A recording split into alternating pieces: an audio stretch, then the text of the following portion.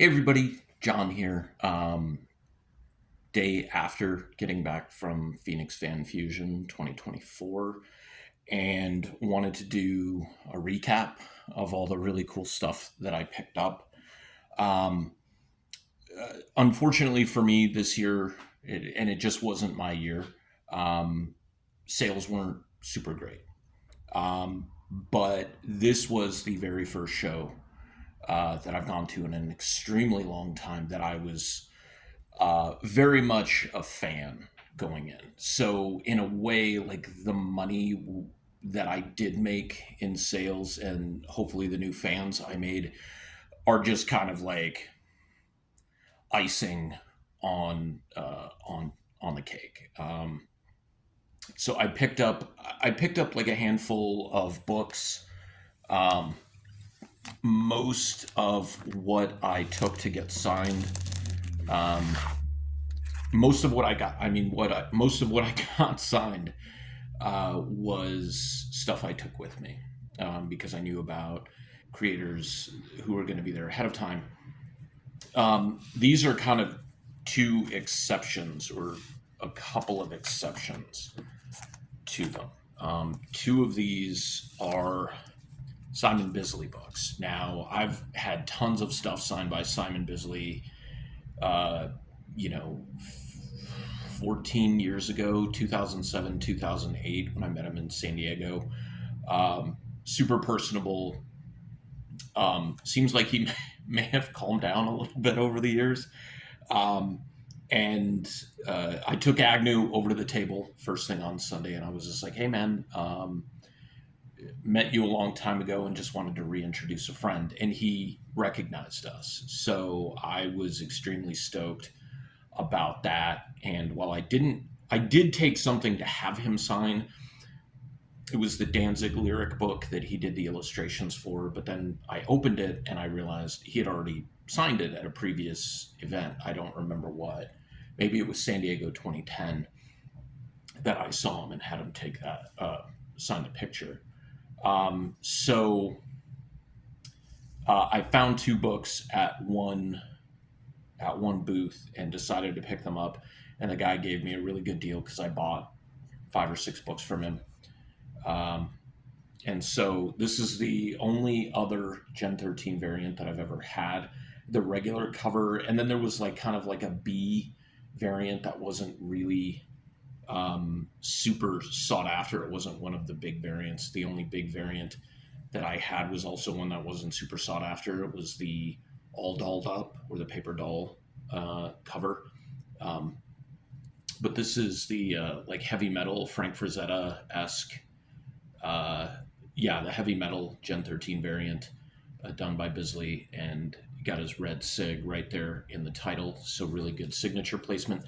This is the one I'm going to send off to be witnessed because CBCS was good enough to me to allow me to be a self witness for the event. And what that meant, I asked my friend Richard about it because he's been a self witness for things, and he kind of told me the rules of like what you have to do in order to maintain being a self witness.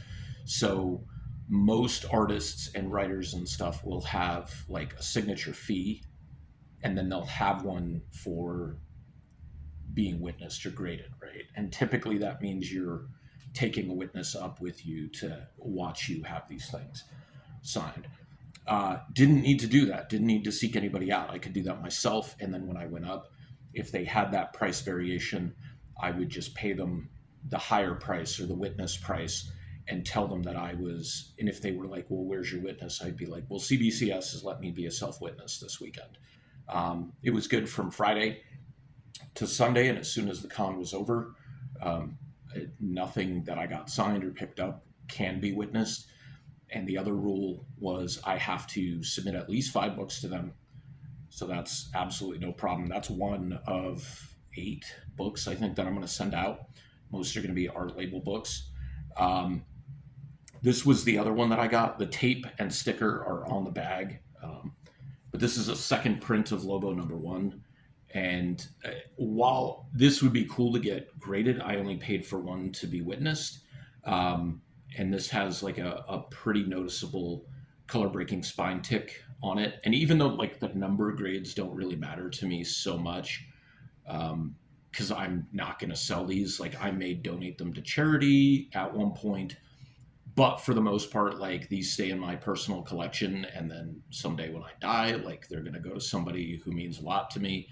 But they're not; these aren't being signed to turn around and turn a profit. I'm out of that game, and I never did stuff that was autographed to turn it around and turn it for a profit. But I gotta love this second print and the placement. He just put it right on his forehead. That was phenomenal. This one is not being witnessed, but I did get another piece from this gentleman that I got the very next day. So, formerly known as the Justice League, Kevin Maguire signed the cover here. Master of the facial expressions, and I had when I got this signed, I had a hard time thinking of who I wanted him to draw. But I came up with an idea. I didn't have a blank for it, but my neighbor Chin Potter was cool enough to trade me one of the blanks I had for a blank that fit the theme, the character that I was going to get. This is signed on the inside, but Brianna Garcia was on the other side of Chin Potter. I also had her do a sketch for me that's going to go to be art labeled. And this is her Halloween Horror Nights sketchbook. She had about 4 different sketchbooks, and I asked her which one was her favorite. This was her favorite, and she told me that she basically runs around, I think she said Universal Studios with her sketchbook, and draws all the different horror characters like around Halloween. And she said that like a lot of them, pose directly for her or will like do the lunge towards her, so she gets some pretty good gestures. I flipped through it before I bought it. Really, really interesting stuff. She's got a very, very Disney princess style because she does Lorcana cards. She's done My Little Pony, things like that. But I had an idea for a sketch cover that I wanted her to do, and she knocked it out of the park. And again, I'll show you that a little bit later. This is from a guy I met way back in 08? Yeah, 08. The first Phoenix Comic Con, then Phoenix Comic Con that I attended. Eric Arriaga. This is a second printing of his really well-received indie self-published book, Chingona, signed right here in a nice purple pen to accentuate with the logo and the coloring. It's a second print. He told me it's a second print, but it's a second print because the first print was a black and white cover. It's all black and white interiors. He posted on Facebook after Friday, which was a huge day for me as well. He could pack up and go home and he would be fine. And then when I talked to him on Sunday, was it Saturday? It was either Saturday or Sunday, and got that book. He told me that I guess he had sent a piece that he was working on for a sketchbook of Spawn, and he sent it to one of the editors of Spawn, and they showed it to Todd, and I guess Todd recognized him in his artwork while he was walking through the convention center, because Todd was doing like the 30th anniversary of McFarlane Toys, then started as Todd Toys, and then like 250 people got tickets to have something signed for free by him and Capullo. I didn't bother attending because Todd's not my guy. I recognize the contributions that him and Capullo made in the comic book industry, but they're not like the guys I was seeking out. Plus, I didn't even bother to look at Capullo's signs, but I'm pretty sure he was like $30-$40 just for a signature. And it got to the point where there was a couple of people, the bigger name people, like towards the entrance area, but they weren't enough towards the entrance area that they would have had like a regulated line. So these people were just like lined up in front of other people's tables, like blocking potential customers, blocking people from being able to see them. There's only 2 complaints I had about Phoenix. And I know I'm stopping in the middle of all this, but the first one was they didn't let us bring in any outside drinks or outside food. The outside food I kind of understand, but the outside drinks as like guests and vendors is I know they want you to buy stuff at their their concession stands, but as a vendor, it's an exhibitor, as a artist, as a guest, it's a little bit easier. But as just a vendor, an artist, or what have you, it's a little harder to be able to leave your table to go get food. The guests are kind of able to have like a staff come over and sit at their table. And if you have stuff clearly marked, they can take cash for it, but they can't, they're not going to process cards for you or whatever. I don't think actually, I don't think they can take sales, but they'll like let people know, hey, he just went to lunch, he just went to the bathroom, he had to run an errand, like he'll be back in 5-10 minutes, something like that. And my neighbor, who made art out of candy wrappers, like really phenomenal stuff. Um, he was there by himself, so like he had to get a staff to watch his table a couple of times. We did our best to keep like an eye on each other because that's just convention protocol, right? Like if you're not one of the big guests and like you don't have your full display, because most of the big guests like Simon Bisley and Kevin McGuire, there's like prints out. There's no like high-end books or slabs or anything like that. There's nothing that somebody's just gonna like grab and take if you're off to go get lunch. I mean, potentially, but still. Um, and then that was the second thing that bothered me. The first thing that I mentioned about the way that they handled some of the lines, right? We got in pretty easily. It wasn't really an issue. Loading out kind of sucked. We were in line for about an hour. Not as bad as it's been in the past by any means, because we were a little more organized this time. And every time I get a little bit better about how I'm figuring out, like, okay, and each time I take way more than I need to take.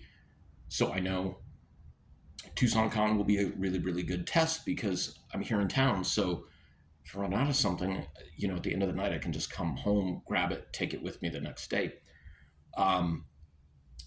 But yeah, with the lines like overlapping and blocking views of people and stuff like that, it can be really, really rough, and it can take away sales from people. And for somebody who's like a lot more independent, like myself, who, really relies on people seeing my display and coming up and buying something. I'm not as well known and heard of as some of the other guests who were announced, but hopefully that's going to change and be, with each appearance, be a little bit bigger.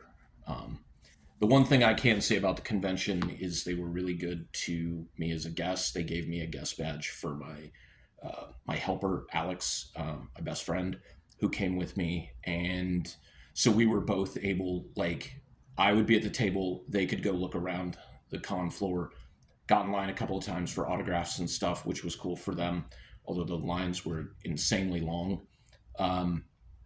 They, could go and get, food in the green room, or we could just sit in the green room a little bit, which was really nice because being out there, it's overload of things. And yeah, when you get into the green room, it's still a little loud because you're within the convention center, but it's kind of a nice way to take a break. So I'm super grateful of the hospitality of the convention, I should say. So back to my haul. So this one I paid for the remark, and I'm contemplating having it witnessed.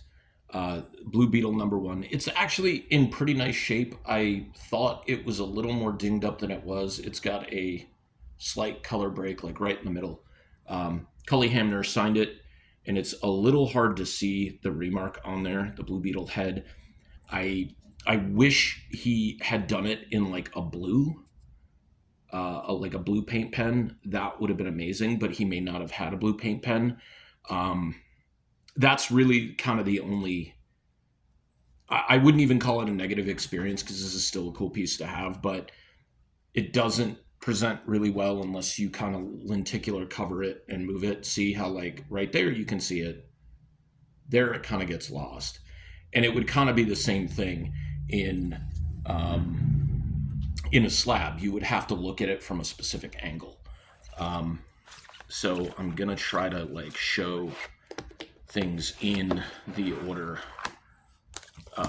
of, I don't want to say importance, but in the order of like, this is why I went. Like, this is what I wanted. So I'm going to try to do this a little different. But the last sig that I'm going to show you is I had my Tales of the Teen Titans 44. Nightwing's my favorite character of all time. I should have put on a Nightwing shirt for this, but it's okay. It was slabbed, CGC slabbed, and I was able to have both Marv Wolfman and Mike DiCarlo sign it. It was only a 7.0 CGC, and I'm hoping that when I send this off, it doesn't dip too much. I know CBCS is very, very strict with their grades. Like, they're very meticulous at what they do, which even though it affects the grade and it's going to make your grade harsher than you feel it should be or you're hoping it would be, like, it's an honest grade. And my friend Richard also suggested that the label from the slab that I had this in was an older one, and it was from about 2017, or even older. It might have been 2014, 2015.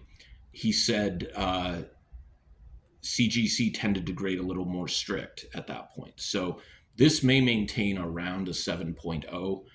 He asked if I was going to press it, and I'm not going to do that. But that was the last like autograph that I wanted to like show off. This one was a pre-done sketch, but I can still do it as a witness. My buddy Latik Curry had this great Spider-Punk piece. I'm super wowed by it. He had this at another show a couple months back, and I didn't make any money at that show, and I didn't really take any money with me.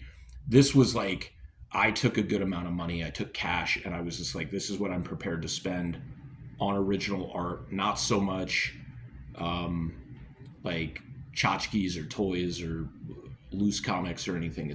Art and signatures is what I was shooting for.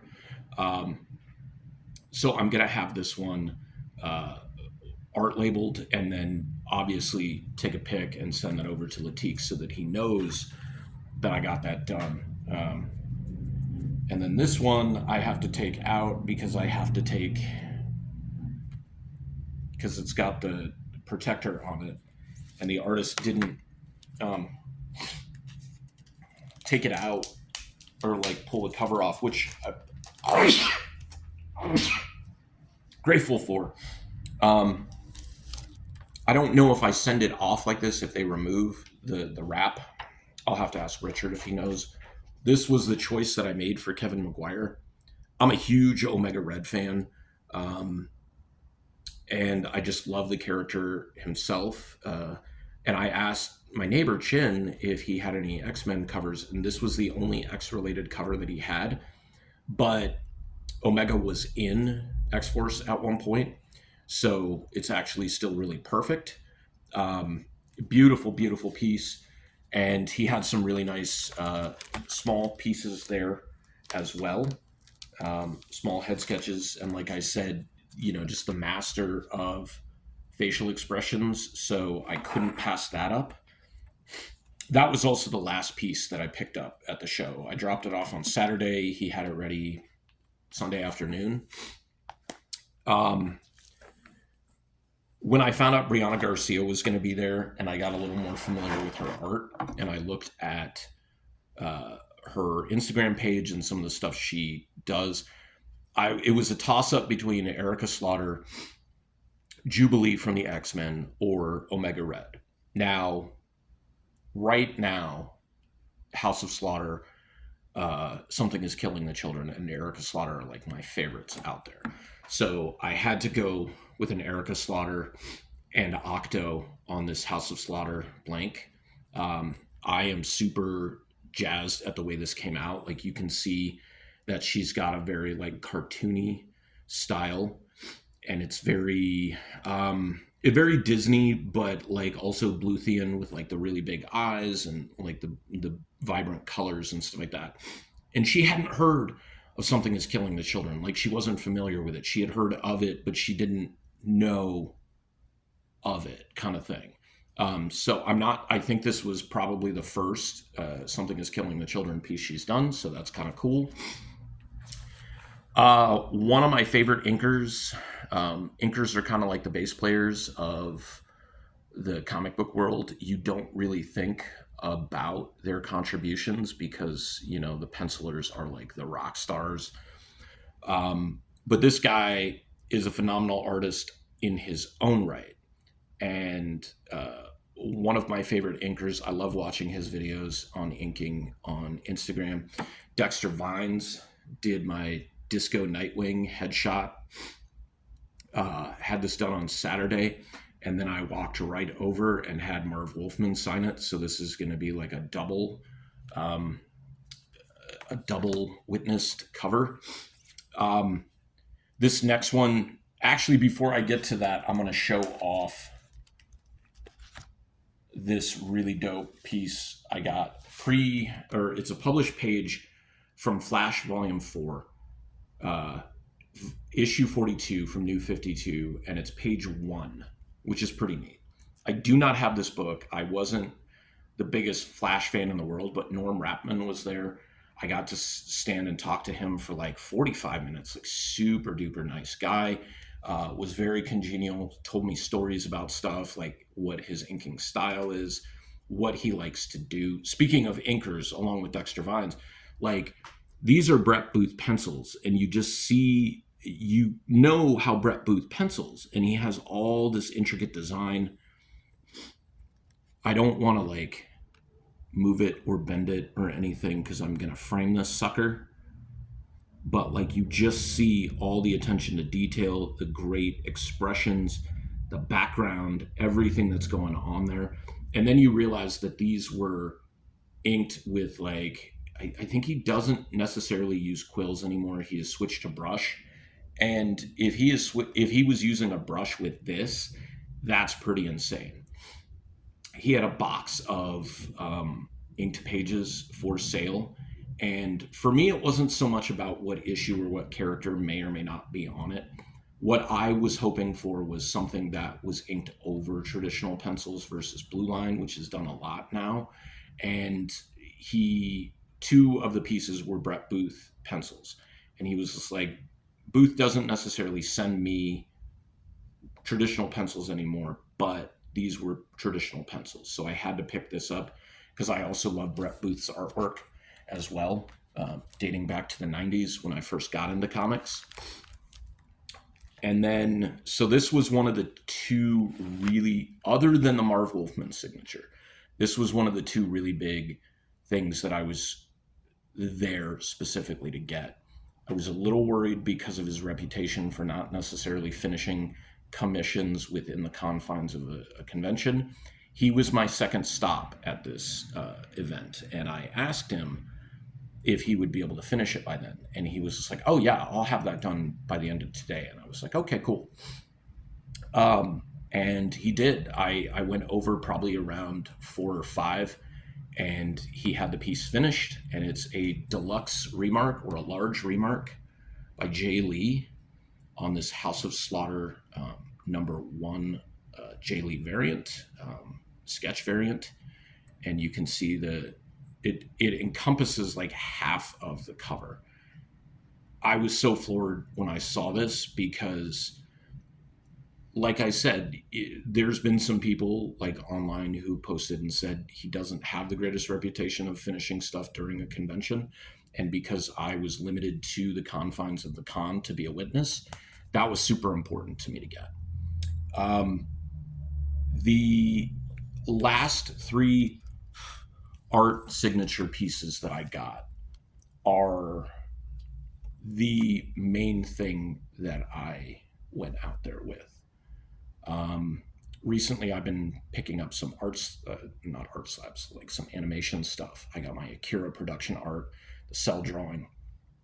I got my New Adventures of Batman and Robin, Mr. Freeze, Cell Drawing, and Animation Cell. And a couple of weeks ago, when I saw that Dan Reba was advertised, and it said Batman the Animated Series, Justice League Unlimited, Superman the Animated Series. I looked up his IMDb page, and he's done a ton of stuff, don't get me wrong, but he was a storyboard artist and director on a number of episodes of Batman the Animated Series and New Adventures of Batman and Robin. And the Mr. Freeze animation cell and cell drawing that I picked up just happened to be from the episode Cold Comfort, which he directed and did storyboards for. So he was my very, very, very first stop. When I got there, he was already doing some sketches for people. He did a Harley Quinn, and he did, I forget the other character he did for somebody, but he was doing them in the guy's sketchbooks, and it was just like a joy to talk to, and he was super congenial and super nice, really pleasant, had a bunch of great stories.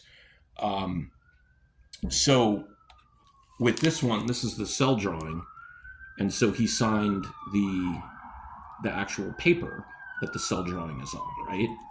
But for the animation cell that they painted on over this, I didn't want him to sign the cell. I had him sign the matting that it came on. And so then when I get this framed, this will go with the cell drawing, probably not in the same frame. I'll probably do them separately, but this is just going to stand out and pop so incredibly much. I'm just so jazzed that I got to meet him. I wouldn't say I was necessarily fanboying, but like I got to meet somebody who contributed so much to my appreciation of like going into animation and my love for the medium and comic books and things like that in general. And then I asked him if he would be able to do a sketch cover because he was sketching in people's sketchbooks. And he was just like, yeah, I can do that. I charge a little bit more because of like the resale and everything that people tend to do. And I was just like, okay, no worries. I understand that. I'm not going to sell this. This is going to me with going to the grave with me, although it'll go to somebody that I love and trust when I die. The bag got a little chewed up in front, so excuse that. But I had to stick with the theme of Mr. Freeze. As much as Nightwing is my favorite, when he started to do the sketch, I asked him if he could keep the pencil lines on there and not erase them.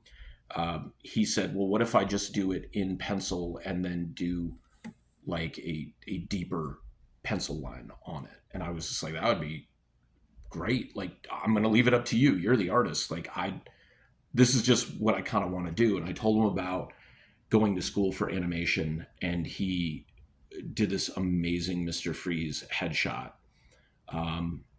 Gave it a little dimension, and he added some white for the dome and the eyes, and then signed right here as well. The only downside to this piece is like I didn't realize there's this little tiny like chip rub off of the cover right at this staple, but this is going and being art labeled. It's not being graded. That would greatly affect the grade. My friend Richard a little while ago told me, he was just like, when you start sending stuff out to CBCS, have it art labeled unless somebody specifically tells you they want their commission graded, because people tend to pay attention to the number that's going to be up here and not so much the artwork that's here. And I want people to appreciate my artwork when they have it in a slab, if they trust it to be slabbed that much. If they get it from me at a convention and then I hand it over and they're having it witnessed and they're going to get it graded, that's fine. But if somebody commissions me to do something and says, hey, can you have this sent to CBCS? I'll let them know I can. I'm only ever going to do it with the grade or with the art label. I'm not going to do it with the number. I just don't like that. So that doesn't really take away any of the enjoyment, especially because it's going to have the art label and not some number assigned to it that talks about how the book quality itself looks. And all I'm going to be able to see is that Mr. Freeze head sketch. and I'm like, this was my first stop. If I didn't get anything else besides the Mr. Freeze and the Marv Wolfman, I would have been okay with that. But everything altogether was just an amazing experience. Getting to spend a full weekend with one of my best friends, getting to make some new friends, getting to um, reunite with some old friends who I haven't seen in years, getting to say goodbye to some people who are leaving the state and they're going to start a new life somewhere else. Um, that's what these conventions are for, right? Like we talk about fandom and toxic fandom and how people are just kind of mean to each other and stuff, and too critical of things. But the experience I had at this show, and a lot of these shows, quite honestly, was nothing but positive. The interactions, the cosplayers were great. Interactions with the different vendors were amazing. I was talking to Alex on our way home, and they agreed, like, there wasn't any negative interactions with people who came up, or people we talked to, like, out on the con floor, or any of the cosplayers or any of our neighbors. Like, it was a really, really positive experience for me, and I really hope that uh, motivated Alex, because they wanted table at a future Phoenix Fan Fusion, and I'm just encouraging them to do so because they're an incredibly capable and skilled artist. And I think a lot of it is just finding that time and motivation to go forward with what you're trying to do, which I totally understand. I still struggle with that after almost 20 years doing this. Um, but I want people to succeed. I want my friends to succeed. I don't want to succeed in spite of them, right? Like, I also want to succeed, but I want to see them do well. So when Alex and I were at Comics Arts Fest, I did incredibly poorly. I got a really, really cool sketch from Tim Seeley.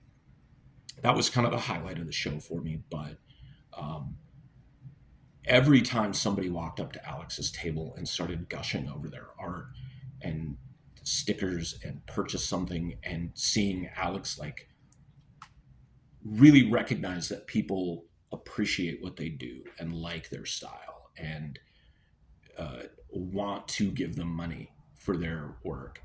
Um, I had to wear my mask because, like, I started having like an allergic reaction or whatever, but a smile kept creeping across my face every single time. And I'm just like, you know what? That's what this is about. Like, it's about fandom, it's about fun, and it's about things that we all love. And there was something like that for everybody at this show, and almost every single show. So that's the big end goal with this. Um, I hope you enjoyed the video. It's a little long-winded. I'm sorry. My throat is kind of scratchy from, talking and probably not being as well hydrated as I thought I was during the weekend. But overall, it was a great experience. I'm so happy I went.